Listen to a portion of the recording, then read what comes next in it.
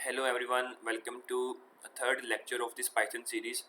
हम लोगों ने सेकंड लेक्चर के अंदर वेरिएबल्स, डाटा, डाटा टाइप और ऑपरेटर्स के बारे में बहुत ही डिटेल डिस्कशन की थी।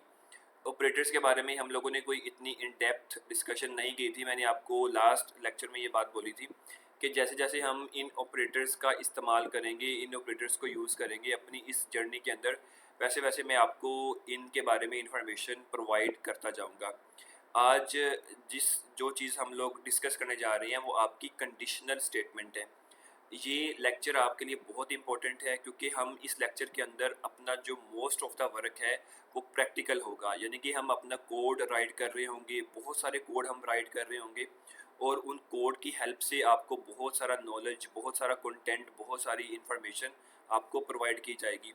तो काइंडली ये लेक्चर आपके लिए प्रोग्रामिंग जर्नी को स्टार्ट करने के लिए बहुत इंपॉर्टेंट है। हम लोगों ने जो प्रीवियस 2 लेक्चर्स थे वो उसमें आई थिंक सो 90% हमारी थ्योरी थी और जस्ट आपका 10% ही प्रैक्टिकल था। लेकिन आपका जो ये वाला लेक्चर है उसके अंदर आपकी ऑलमोस्ट 90% आपका प्रैक्टिकल वर्क है और सिर्फ 10% आपकी थ्योरी है। तो प्रैक्टिकल के लिए ये लेक्चर आपके लिए बहुत इंपॉर्टेंट है। अब हम चलते हैं अपनी इस कंडीशनल स्टेटमेंट के ऊपर। देखें, आप जब भी अपना कोई प्रोग्राम राइट करते हैं, मैं आपको कंडीशनल स्टेटमेंट की इंपॉर्टेंस बता दूं।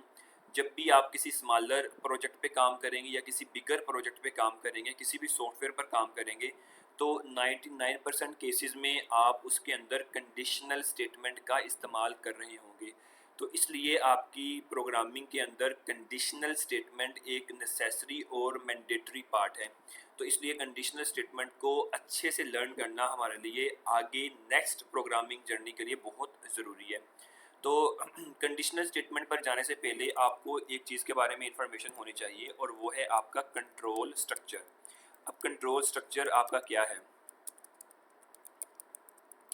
देखिए, आपका जो एक प्रोग्राम है उसमें आपकी 100 लाइंस भी हो सकती हैं और उसके अंदर आपकी 500 लाइंस भी हो सकती हैं और उसके अंदर आपकी 5000 लाइंस भी हो सकती हैं।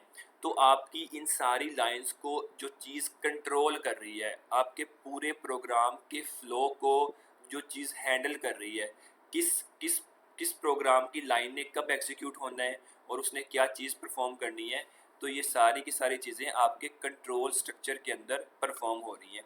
तो जो आपकी कंडीशनल स्टेटमेंट है, कंडीशनल स्टेटमेंट बेसिकली एक कंट्रोल स्ट्रक्चर है जो कि आपको अलाउ करता है कि आप डिसीजन ले सकें किसी स्पेसिफिक कंडीशन के ऊपर।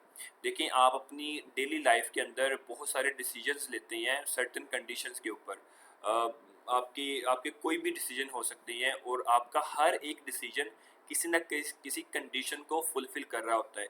इसी तरीके से आपकी प्रोग्रामिंग के अंदर भी आप डिसीजन लेते हैं और वो डिसीजन आपके सर्टेन कंडीशंस की बेस पे होती हैं। जब हम इसका एक प्रोग्राम करेंगे देन आपको इसकी बेहतर समझ लग जाएगी। लेकिन आपको अभी अगर एक डेफिनेशन आपने आपने देखनी हो कंडीशनल स्टेटमेंट की, तो कंडीशनल स्टेटमेंट एक कंट्रोल स्ट्रक्चर है जो कि आपकी डिसीजन मेकिंग में हेल्प करता है। डिसीजन मेकिंग किसकी? स्पेसिफिक कंडीशन की। तो ये बेसिकली एक कंडीशनल स्टेटमेंट की डेफिनेशन है।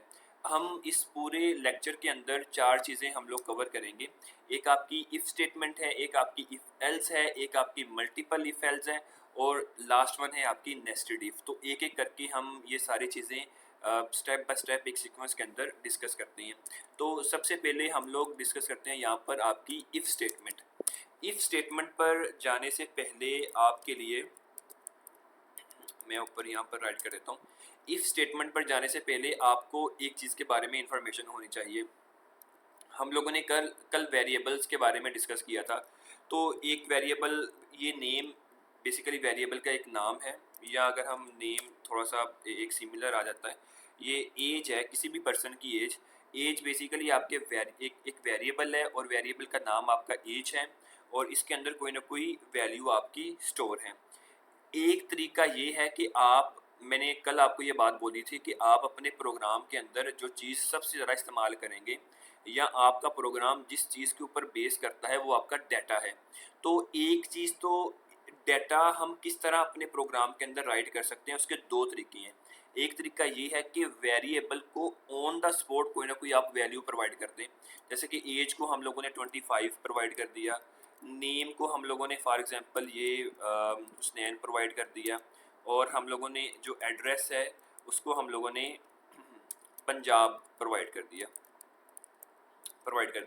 तो एक तरीका ये है कि आप वेरिएबल, आपका एज, नेम, एड्रेस, ये तीनों वेरिएबल हैं और आपने इन तीनों वेरिएबल को कोई ना कोई वैल्यू असाइन कर दी है अपने आप से on the spot.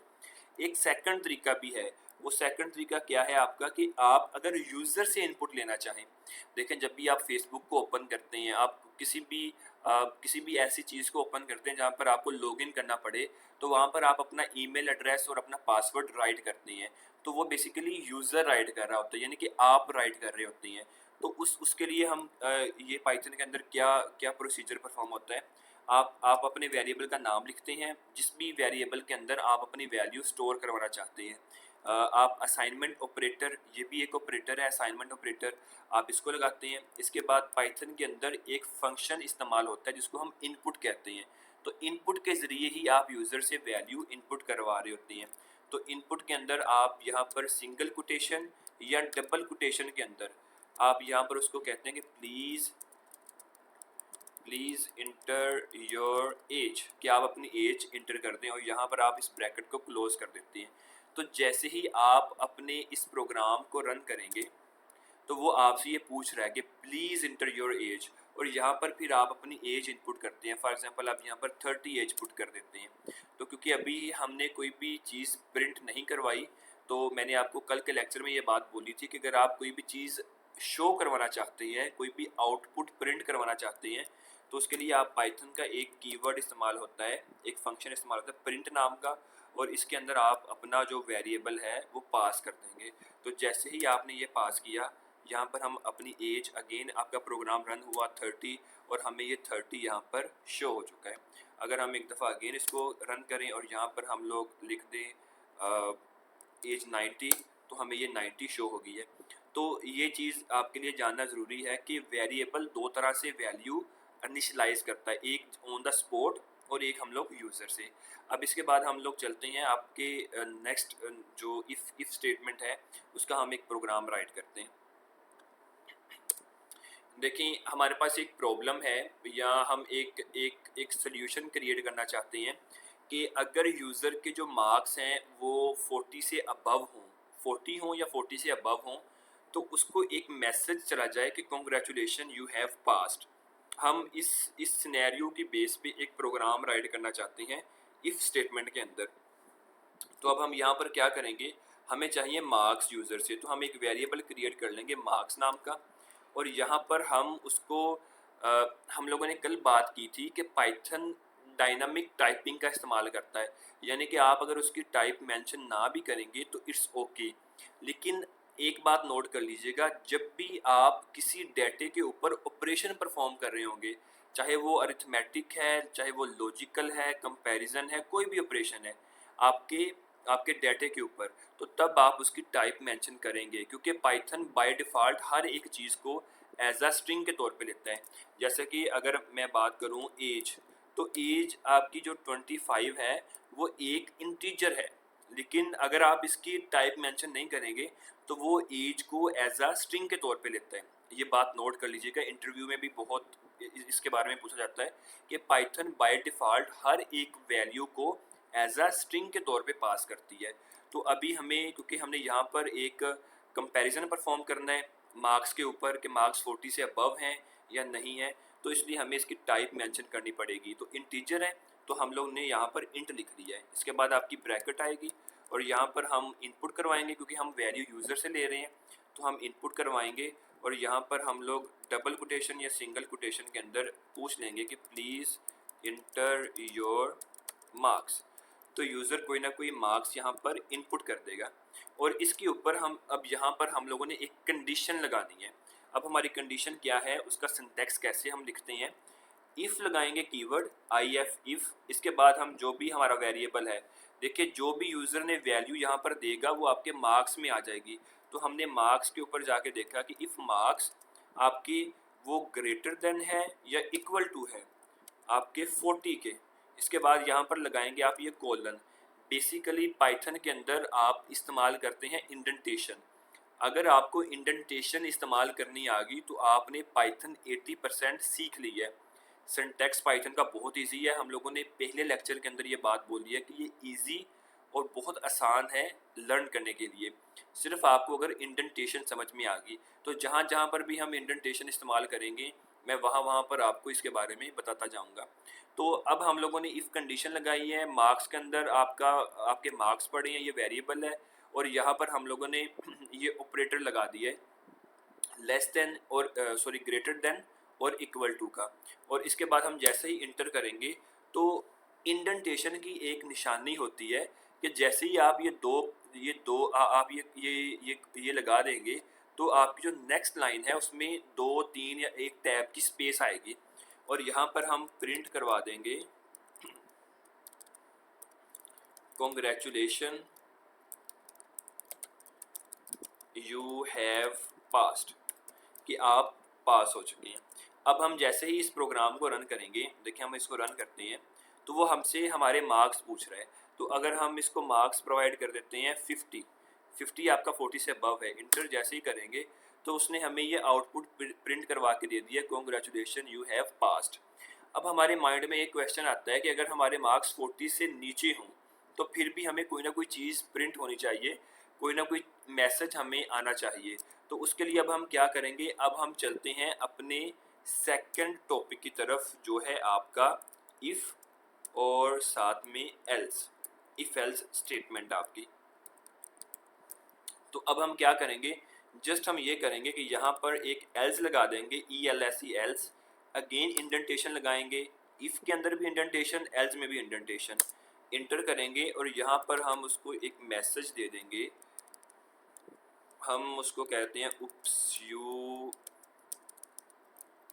You have failed, कि आप फेल हो चुके हैं। तो अब हमने इस प्रोग्राम को ये क्लोज कर दिया ब्रैकेट को, ये इफ़ पार्ट है, ये एल्स पार्ट है। अब हम इसको रन करते हैं और अगर हम यहाँ पर अब 40 से नीचे मार्क्स दें, हम 30 दे देते हैं, तो देखिए अब हमें एल्स वाला पार्ट शो हो गया है कि उप्स यू हैव फेल्ड। तो ये हम लोगों ने बेसिकली हमारे जो दो स्ट्रक्चर हैं हमने उनको देख लिया है, एक इफ़ स्टेटमेंट है और आपकी एक इफ़ एल्स स्टेटमेंट है। लेकिन अगर आपका प्रोग्राम कुछ इस तरह का है कि जहाँ पर आप ये देखिए, सबसे पहले हमारे पास सिर्फ़ और सिर्फ कंडीशन थी एक, और उस एक कंडीशन के ऊपर हमने एक डिसीजन ले लिया कॉन्ग्रेचुलेशन यू हैव पास्ड। इसके बाद आ गई हमारे पास कंडीशन दो, एक इफ़ और एक एल्स। इफ़ का सेपरेट था, एल्स का सेपरेट था।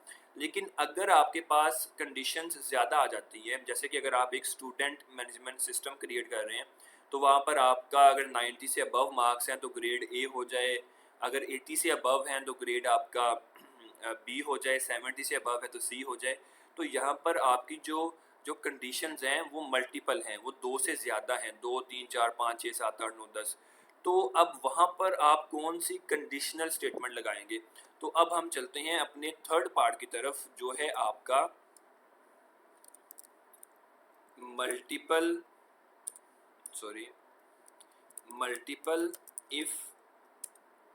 If else. तो अब हम इसके ऊपर चलते हैं, मल्टीपल इफ एल्स के ऊपर। देखें हम उसका एक प्रोग्राम यहाँ पर राइट करते हैं।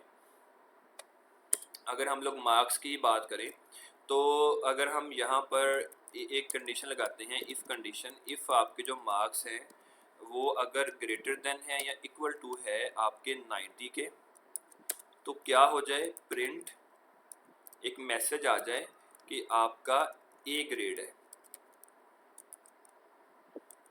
A grade. और इसके बाद हम लगाएंगे अब एलिफ।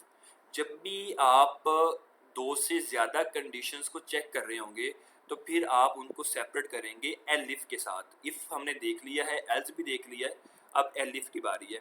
तो एलिफ के अंदर अगेन हम कहेंगे कि अगर आपके जो मार्क्स हैं वो ग्रेटर देन है या इक्वल टू है आपके 80 के, तो इसके बाद हम क्या करेंगे, और यहाँ पर हम एक लॉजिकल ऑपरेटर लगाएंगे एंड। और एंड में हम ये कह देंगे कि अगर जो आपके मार्क्स हैं वो लेस देन हैं या बल्कि इक्वल टू तो नहीं, हम बोलेंगे लेस देन है आपके 90 से, यानी कि वो 80 से अबव हैं और 90 से वो नीचे हैं, तो क्या हो जाए, आपका प्रिंट हो जाए प्रिंट हो जाए आपका बी ग्रेड, आपका बी ग्रेड प्रिंट हो जाए। अब इसके बाद क्या करते हैं, एक और कंडीशन लगाते हैं, एलिफ आपके जो मार्क्स हैं वो ग्रेटर देन है या इक्वल टू है आपके 70 के, और एंड ऑपरेटर लगा के हम बोलेंगे कि जो मार्क्स हैं वो आपकी लेस देन है 80 से लेस हैं और 70 से अबव हैं, तो क्या हो जाए आपका प्रिंट हो जाए सी ग्रेड। तो आपका सी ग्रेड यहाँ पर प्रिंट हो जाए। और इसके बाद आपका एक और एलिफ लगा देते हैं, जितनी मर्जी आप एलिफ लगा सकते हैं। एलिफ आपके जो मार्क्स हैं वो ग्रेटर देन है या इक्वल टू हैं 60 के, और एंड ऑपरेटर लगाएंगे और यहाँ पर कहेंगे कि अगर जो मार्क्स हैं आपके वो लेस देन हैं 70 से, तो क्या हो जाए आपका प्रिंट आपका डी ग्रेड आपका प्रिंट हो जाए। और अब हम आप जितनी मर्जी एलिफ लगा सकती हैं, लेकिन अब हम अपने इस प्रोग्राम को क्लोज करते हैं। तो जो आपकी सबसे लास्ट स्टेटमेंट होगी, यानी कि जो आप अब 60 से जो नीचे मार्क्स होंगे, तो फिर हम उन सारी चीज़ों को एल्स के अंदर पास कर देंगे, और एल्स में हम लिख देंगे प्रिंट, अगर हम ये कह दें कि एफ ग्रेड, तो अब हमने उसको एल्स में पास ऑन कर दिया। अब अगर हम लोग अपने इस प्रोग्राम को रन करें, तो वो हमसे मार्क्स पूछ रहा है। तो अगर हम मार्क्स सबसे पहले 95 पुट करते हैं, तो उसने 95 के ऊपर हमें ए ग्रेड प्रोवाइड कर दिया है। अब इसके बाद हम लोग क्या करते हैं, अगेन रन करते हैं इसको।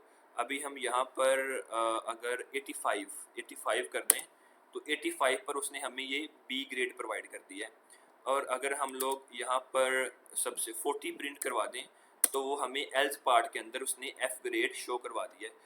तो हर कंडीशन के अगेंस्ट आप जो भी मार्क्स पुट करेंगे, तो आपको उसके अकॉर्डिंग एक ग्रेड असाइन हो जाएगा, एक ग्रेड एलोकेट हो जाएगा। तो ये बेसिकली आपकी जो भी यूनिवर्सिटी का एक ग्रेडिंग सिस्टम हम लोगों ने एक उसका प्रोग्राम यहाँ पर राइट कर दिया है। तो ये मार्क्स हैं, कंडीशन है, एलिफ एलिफ एलिफ और एल्स। यहाँ पर एक बात नोट कर लीजिएगा, एलिफ के अंदर आप जो सबसे लास्ट कंडीशन है, यानी कि आपकी जो ऊपर वाली जितनी भी कंडीशन है, अगर उसमें से कोई भी नहीं रन होती, तो जो एक आपकी लास्ट कंडीशन है वो हमेशा आप एल्स के अंदर राइट करती हैं। तो ये बेसिकली हम if statement, if else statement और जो आपकी मल्टीपल इफ़ एल्स है, हमने उसका प्रोग्राम कर दिया। अब हम चलते हैं अपने लास्ट पार्ट की तरफ, जो है आपका नेस्टेड इफ़, यानी कि इफ़ के अंदर इफ़, आपका नेस्टेड इफ़। तो हम अब उसका एक प्रोग्राम यहाँ पर राइट करते हैं। हम इस प्रोग्राम को यहाँ से हम रिमूव करते हैं, और अगर हम उसका एक प्रोग्राम करेंगे जिसमें हमारे पास अगर 3 नंबर हैं और हमने उनमें से सबसे स्मॉलेस्ट नंबर को फाइंड करना है, तो हम लोग कैसे कर सकते हैं। तो हमने एक वेरिएबल क्रिएट किया ए के अंदर हम लोगों ने इंट है और इनपुट करवाया, और हमने कहा कि प्लीज़ इंटर अ वैल्यू, कि आप एक वैल्यू इनपुट कर दें। इसके बाद सेम हम लोगों ने बी के लिए भी यही तरीका कर लिया, हम लोगों ने इनपुट करवाई, और यहाँ पर हमने कहा कि प्लीज़ इंटर सेकंड वैल्यू, और इसके बाद सी एक वेरिएबल लिया, और सी के अंदर भी हम लोगों ने इंट है और इनपुट है। इसके बाद हम लोगों ने बोल दिया कि प्लीज़ इंटर थर्ड वैल्यू, कि आप थर्ड वैल्यू को इंटर कर दें। तो अब हमारे पास ये 3 वेरिएबल हैं, ए बी और सी, और ए बी सी के अंदर आपके यूज़र ने 3 वैल्यूज़ पुट कर दी हैं, और अभी हमने ये देखना है कि इन तीनों में से सबसे स्मॉलेस्ट वैल्यू कौन सी है। और अब इसके लिए हम एक नेस्टेड इफ़ लगाते हैं। तो सबसे पहले हम एक इफ़ कंडीशन लगाएंगे, इफ़ आपका जो ए है अगर वो लेस देन है बी से, तो इंडेंटेशन, और इसके अंदर फिर एक और इफ़ लगाएंगे हम लोग, अगर इफ़ आपका ए लेस देन है सी से, तो क्या हो जाए आपका प्रिंट हो जाए, यहाँ पर हम लोग डबल कोटेशन के अंदर लिख देंगे A is smallest, A is smallest. देखें, हमने पहले ए को कंपेयर किया बी के साथ, इसके बाद हमने एक और इफ़ लगाई, उसके अंदर हमने कंपेयर किया सी के साथ। अच्छा, जब भी आप इंटरव्यू के अंदर जाएँगे तो आपको इस तरह के जो क्वेश्चन हैं वो पूछे जाते हैं। यहाँ पर हम एक और चीज़ भी कर सकते थे वैसे, कि एंड ऑपरेटर का इस्तेमाल करके यहाँ पर ही कह रहे थे कि इफ़ ए छोटा है बी से और ए छोटा है सी से, तो हम ये इसकी हमें ज़रूरत ही नहीं पड़नी थी और हम लोगों ने just print A is smallest. लेकिन सम टाइम इंटरव्यू में आपको कहते हैं कि आपने विदाउट यूजिंग लॉजिकल ऑपरेटर, किसी भी ऑपरेटर को इस्तेमाल किए बगैर आपने नेस्टेड इफ़ की हेल्प से स्मॉलेस्ट नंबर को फाइंड करना है या लार्जेस्ट नंबर को फाइंड करना है, या आपके नंबर इक्वल है या इक्वल नहीं है, आपने उसको फाइंड करना है। तो तब फिर आप ये नेस्टेड इफ़ लगाते हैं। तो नेस्टेड इफ़ को समझना बहुत इंपॉर्टेंट है। इंटरव्यूज़ में काफ़ी दफ़ा इसके मतलब आपको कोड राइट करना पड़ जाता है। तो अगर ए को हमने कंपेयर कर लिया बी के साथ और ए को कंपेयर कर लिया सी के साथ, तो अगर आपका या फिर ए स्मॉलेस्ट है और इसके बाद अगर ए स्मॉलेस्ट नहीं है, तो आपका एल्स पार्ट हम लिख देंगे प्रिंट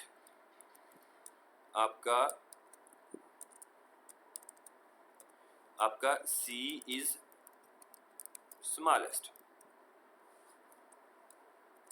देखें आपका जो ये आपका, अगर हम यहाँ पर एक वैल्यू लें, चलें जब हम इस प्रोग्राम को रन करेंगे तब मैं आपको इसके बारे में बेहतर तरीके से बताऊंगा। इसके बाद हम लोग इस इफ़ का ये वाला एल्स पार्ट आ गया, तो अब इस इफ़ का ये वाला एल्स पार्ट हम लोग राइट करते हैं एल्स। और अगर हम यहाँ पर देखते हैं कि अगर आपका ए छोटा नहीं है बी से, यानी कि ए बड़ा है, तो फिर अभी हमें चेक करनी पड़ेगी अपनी सेकंड कंडीशन, जो कि आपकी होगी इफ़ बी आपका छोटा है, स्मॉलर है सी से, तो हम लोग प्रिंट करवा देंगे बी इज स्मॉलेस्ट, और एल्स में हम लोग यहाँ पर लिख देंगे प्रिंट सी इज स्मॉलेस्ट। देखिए अब हम इस प्रोग्राम को रन करते हैं, इसके बाद मैं आपकी इसकी डिटेल इम्प्लीमेंटेशन आपको प्रोवाइड करता हूँ। अगर हम लोग पहली वैल्यू प्रोवाइड कर दे 12, सेकंड वैल्यू हम लोग प्रोवाइड कर दे 10 और थर्ड वैल्यू हम लोग प्रोवाइड कर दे 9, तो इस प्रोग्राम के अकॉर्डिंग हमें जो आउटपुट नज़र आनी चाहिए वो 9 आनी चाहिए या हमें सी आनी चाहिए, क्योंकि फर्स्ट ए के अंदर है, सेकंड बी के अंदर है और थर्ड सी के अंदर है। तो हम इस प्रोग्राम को जैसे रन किया तो हमने देखा, देखिए उसने हमें ये बता दिया कि सी इज़ स्मॉलेस्ट। इसका मतलब ये है कि हमारा जो प्रोग्राम है वो रन कर रहा है। देखिए ए के अंदर पहली वैल्यू स्टोर है, बी के अंदर दूसरी और सी के अंदर आपकी तीसरी वैल्यू स्टोर है।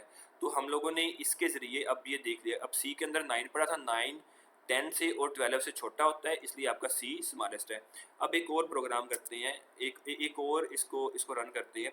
यहाँ पर हम अब ए को स्मॉलेस्ट रखेंगे। ए की वैल्यू 9 कर दी हमने, बी की वैल्यू हम लोगों ने 10 कर दी और सी की वैल्यू हम लोगों ने 12 कर दी। अब हमारी जो आउटपुट आनी चाहिए उसमें ए स्मॉलेस्ट होना चाहिए। तो जैसे ही अब हमने इसको इंटर किया तो आपके पास ये देखिए आपका जो ए है वो स्मॉलेस्ट आ चुका है। अब हम ऐसा करते हैं, हमने ए को भी देख लिया है, हमने सी को भी देख लिया है, अब हम अपने बी को देखते हैं कि क्या बी के ऊपर हमारा ये प्रोग्राम ठीक ठीक रन कर रहा है या नहीं कर रहा। तो जैसे ही हमने इसको रन किया तो अभी हमने आपका 10 रख दिया ए और बी को हमने 9 रख दिया जो कि स्मॉलेस्ट होगा, और हमने सी को रख दिया 15। तो अब यहाँ पर जो हमें आउटपुट आनी चाहिए वो बी स्मॉलेस्ट होना चाहिए, क्योंकि ए 10 बी 9 और सी 15। तो जैसे ही हम लोगों ने इसको रन किया तो ये देखें आपका जो बी है वो स्मॉलेस्ट है। तो इसका मतलब ये है कि हमारा प्रोग्राम ठीक रन किया है। अब हम इसकी इम्प्लीमेंटेशन को देख लेते हैं। देखें ए के अंदर पड़ा है आपका 10, बी के अंदर पड़ा है आपका 9 और सी के अंदर पड़ा है आपका 15। सबसे पहले उसने इस इफ़ को चेक किया, ये वाले इफ़ को। ए के अंदर आपका क्या पड़ा है, ए के अंदर आपका पड़ा है 10 और बी के अंदर क्या पड़ा है आपका, बी के अंदर आपका पड़ा है 9। तो क्या 10 स्मॉलर होता है 9 से? नहीं, 10 स्मॉलर नहीं होता, 10 ग्रेटेस्ट होता है। तो इसका मतलब ये है कि हमारी ये कंडीशन यहाँ पर ही फॉल्स हो गई है और हम आ जाएंगे अपने एल्स वाले पार्ट के अंदर, क्योंकि जब आपका इफ़ नहीं चलता तो फिर आपका एल्स चलता है। तो जब हम अपने एल्स वाले पार्ट के अंदर आए तो उसने यहाँ पर देखा कि जो आपका बी है, बी ए से स्मॉलेस्ट है, यहाँ पर हमें कन्फर्म हो चुका है। तो अब उसने देखा कि क्या जो आपका बी है, बी के अंदर क्या वैल्यू पड़ी है 9, तो क्या 9 जो सी के अंदर क्या वैल्यू पड़ी है 15, तो क्या जो आपका 9 है वो 15 से छोटा है, तो ये आपकी कंडीशन ट्रू हो गई है। हाँ जी, 9 छोटा होता है 15 से, तो जो आपका बी है वो आपको प्रिंट हो गया है। तो इस तरीके से जो आपका ए है या जो भी आपकी अदर वैल्यूज़ है वो इस तरीके से आपकी रन होगी। अगर हम यहाँ पर ए को स्मॉलेस्ट करते हैं, ए को, ये हम लोगों ने ए को हम लोगों ने 1 रख दिया है, बी को 2 और सी को हम लोगों ने 3, तो हमारा जो 1 है यहाँ पर स्मॉलेस्ट है, ए स्मॉलेस्ट। तो अब उसने क्या किया, ए के अंदर क्या पड़ा है 1 और बी के अंदर पड़ा है 2, क्या 1 छोटा होता है 2 से? जी हाँ, 1 छोटा है 2 से, तो ये कंडीशन ट्रू हो गई है। तो वो आ गया आपके इनर पार्ट के अंदर।